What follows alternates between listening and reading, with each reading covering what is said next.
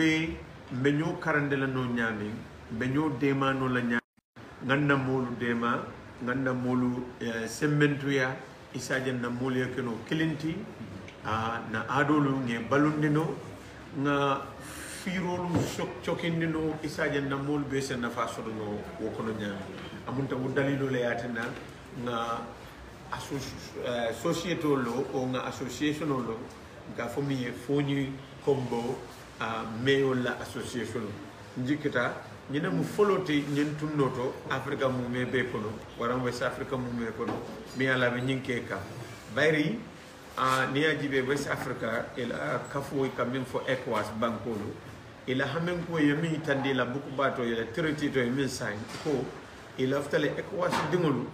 fen kana tare lori ñaato min batinele ite futano la ñola ite firolu la dagasul te futano la ñola ECOWAS be ke ba kilim fa kilim de bayri ni ajibe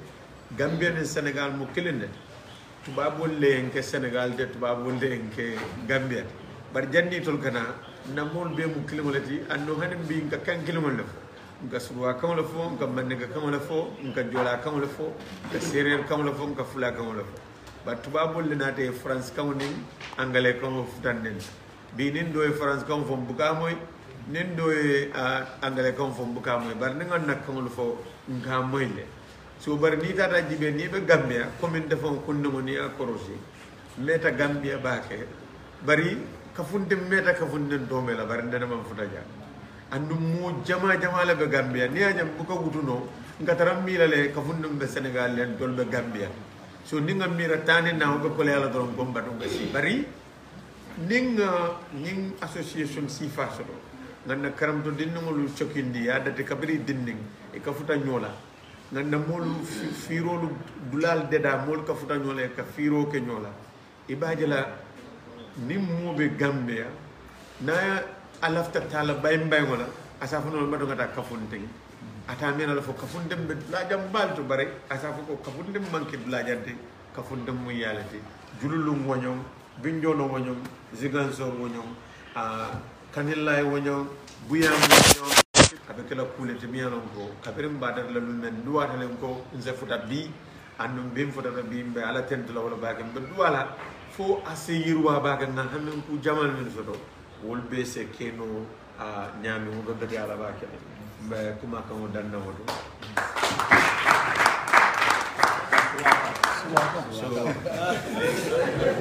legi aramat right suma mbokki dégul kati wolof yi lima buga man suma tur bi Yankuba Dabo Gambi la jóge man may président o chairman si tournée Brikama si Gambi tournée boobu mooy luñ dee tudda West Coast Region si Gambi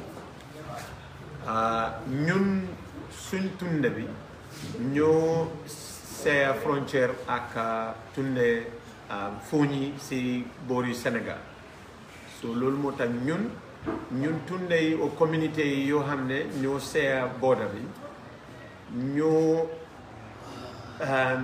amoon réunion si jululu nawet bu passé ni and then ñu bokkal xalaat yi ñu ne ñun ñooy benn nit benn xeet benn nationalité tubaab yi ñoo indil faram-fàcce so ñu ne nañ xalaat lu ñu mun a jàpp suñ état yi suñ nguur yi pour ñu make sure ne ECOWAS luñ buggee pour mu xam si tunde ECOWAS au CEDEAO region bi pour ñun ñu mun a dëgëral ko ñu mun a raxatal ko loolu moo indil kuréel bu ñu tuddaa Foni Kombo Mayors Association bi dañ amoon réunion Jululu am réunion Brikama tey ñu ngi am réunion Kafounté tey mooy suma première fois maa ngi ñëw Kafounté so da ngaa gis ne kuréel bi am na njëriñ bu am na solo bu rëy bi ko su nekkutoon kuréel boobu xëj na balaa ma ñëw Kafountine dina yàgg wante di nga gis ne man léegi ubbi naa yoon nit yu bëri yu nekk Gambie yoo xam ne ñoom dañ dee dégg Kafountine de foog ne Kafountine sori na ñoom di suñ gisee seen chairman si Kafountine bi xëj na ñoom tamit ñu curieux ñu ne damaa dem Kafountine ëllëg loolu lañ bugga nit yu nekk Kafountine tamit suñ gisee chairman Brikama tey ñu wax ne fan la Brikama nekk wante Brikama warut a sol de because seen chairman bi dafa ñëwoon Kafountine keroog gis naa ko si télé bi so dañ bugga pour suñ nit yi xam ne am nañ ñun gars yu nekk si beneen side of the border yu nekk si Gambie nekkul yoo xam ne ay foreigners lañ waa dëkkandoor lañ waa Kafountine lañ waa Jululu lañ waa Bignona lañ waa Ziguinchor lañ waa Sénégal lañ yu nekk Gambie tamit ñu xam ne loolu nit yu nekk si other side of the border bi ñoom tamit waa Gambien lañ ñun ñooy benn nit ñun ñoo bokka ndey ak baay so lu bëri lañu war a def so loolu moo tax kuréel bi taxaw pour gis ne ñu def luñ mun a def pour make sure ne ñu génnal faram-fàcce boo xam ne anglais ak français yi ñoo indi si suñ diggante bi so xëj na mais aussi bu ma am fii suma xarit leen suma liggéeykat leen suma dëkkandoor leen ànd na ñu ngee def ndànk wante xam naa ne léegi tey ñu achieve luñ bugga incha allah so bugga nañ yéen ñëpp ngeen jàppañu yéen ñëpp ngeen dooleel ñu yéen ñëpp ngeen support leen ñu incha allah ba ñu egg foofu ba ñun ñëpp ñu gis ne Gambie ak Sénégal benn la benn nit la kenn mënul koo xar ñaar.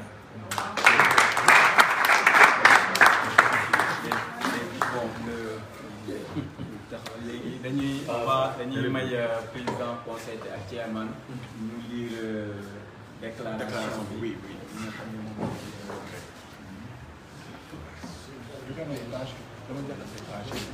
du Sékou là à niveau. Sékou, regarde bien, c'est ton document là. Non, mais ça c'est pour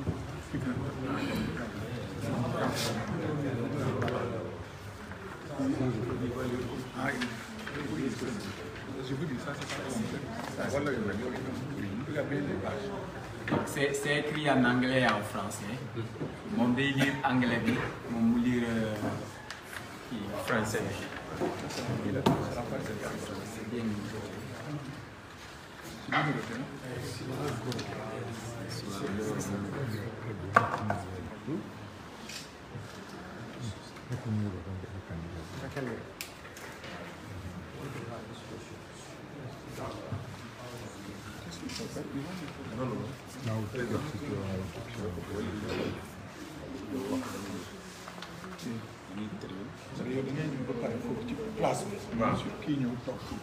N'est-ce pas?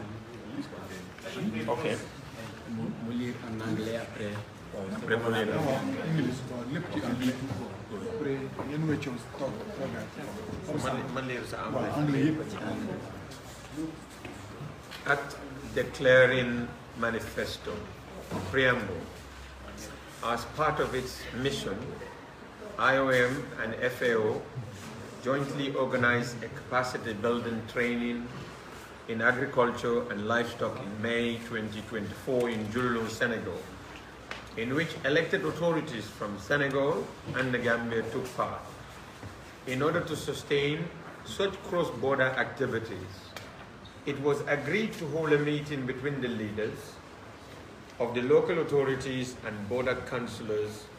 between the Gambia and Senegal, the traditional territories of Fonyi and Kombo, with the facilitation of the Association for the Support of Peace Development Initiative, ASAP. Mayors of local authorities from Senegal and the Gambia met in Jululu on July 16, 2024 to discuss the possibility of collaboration on common issues. For the Republic of Senegal, These are the territorial collectivities of the Department of Bignona, bordering the western part of the Republic of the Gambia, corresponding to the Brikama region. These territorial collectivities, known by the traditional name of Fonyi, are made up of 4 communities of the district of Sinjang, Ulampan, Jibijon, Suel, and Sinjang, and the 4 communities of the district of Kafuntin, Kataba, Jululu, and Jinaki. For the Gambia, it is the Brikama Regional Council plus the 9 border communities, which are Fonyi Jaro, Fonyi Bondali, Fonyi Kansala, Fonyi Bintang, Fonyi Berefet, Kombo East, Kombo Central, Kombo South, and Kombo North, which is the area of the Gambia traditional called Kombo Fonyi. Considering the fundamental principles of ECOWAS Charter, including the promotion and strengthening of good neighborly relations, active cooperation among neighboring countries, and the promotion of a peaceful environment as a prerequisite for economic development. Considering the consubstantial nature of the ties that unite the neighboring peoples located along the border between the Gambia and Senegal, inextricably linked by history, geography, culture, and common aspirations, the foundation of a vision widely shared by their rulers. Considering the many challenges facing the communities of the territories concerned, which are environmental protection and management of natural resources, peace, security, and cross-border social cohesion, economic development, health and population mobility, the fight against poverty, cross-border delinquency, access to water and sanitation, basic infrastructure, etc. Considering the socio-economic opportunities offered by the local, community, or international environment marked by the calming of the climate, we, the undersigned, demonstrate our common will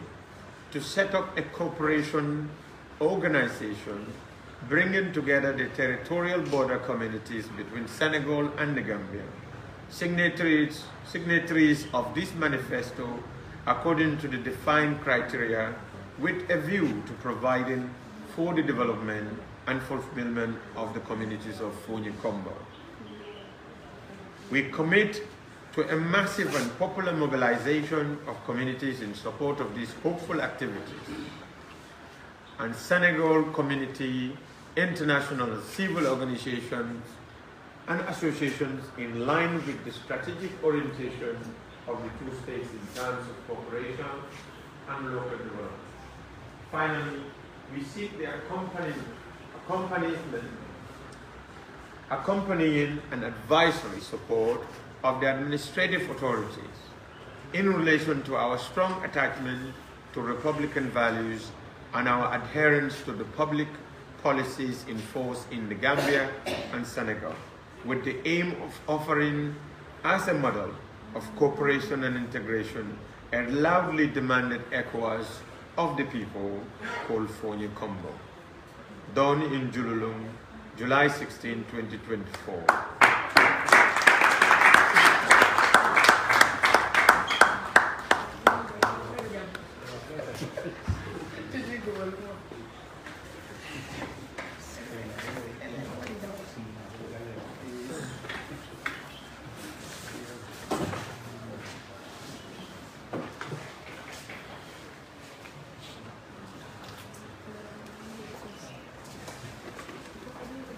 Bien, donc je vais devoir lire le manifeste qui a été signé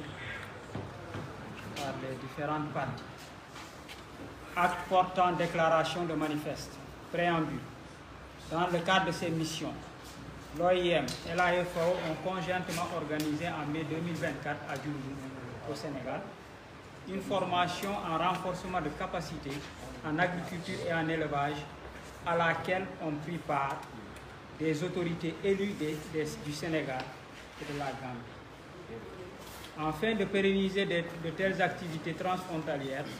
il est convenu la tenue d'une rencontre entre les dirigeants des collectivités territoriales et consulés, frontaliers entre la Gambie et le Sénégal, des territoires traditionnels du Fogni et du Combo. Avec la facilitation de l'association d'appui aux initiatives de paix et de développement ASAPID, des maires des collectivités territoriales du Sénégal et de la Gambie, des dites collectivités territoriales, se sont réunis à Djouloulou le 16 juillet 2024 pour échanger sur une possibilité de collaboration. Il s'agit des collectivités territoriales du département de Bignona, frontalières avec la partie ouest de la République de la Gambie, correspondant à la région de Brikama. Ces collectivités territoriales, connues sous l'appellation traditionnelle du Fogni, sont constituées des 4 communes de l'arrondissement de Sindian, Oulampan, Djibidjon, Souel et Sindian, et les 4 communes de l'arrondissement de Kataba 1, Kafountine, Kataba, Djouloulou et Dinaki. Pour la Gambie, il s'agit du conseil régional de Brikama plus les 9 communes frontalières. Fogni Djaron, Fogni Bondali, Fogni Kansala, Fogni Bintan, Fogni Barefe, Combo Est, Combo Central, Combo South et Combo Nord, qui la frontière de la Gambie traditionnelle appelée Combo. Déclaration de manifeste. Considérant les principes fondamentaux de la charte de la CEDEAO, notamment la promotion et le renforcement des relations de bon voisinage, la coopération active entre pays voisins et la promotion d'un environnement pacifique comme préalable au développement économique. Considérant la nature consubstantielle des liens qui unissent les peuples voisins situés le long de la frontière entre la Gambie et le Sénégal, inextricablement liés par l'histoire, la géographie, la culture et les aspirations communes, fondement d'une vision largement partagée par leurs gouvernants.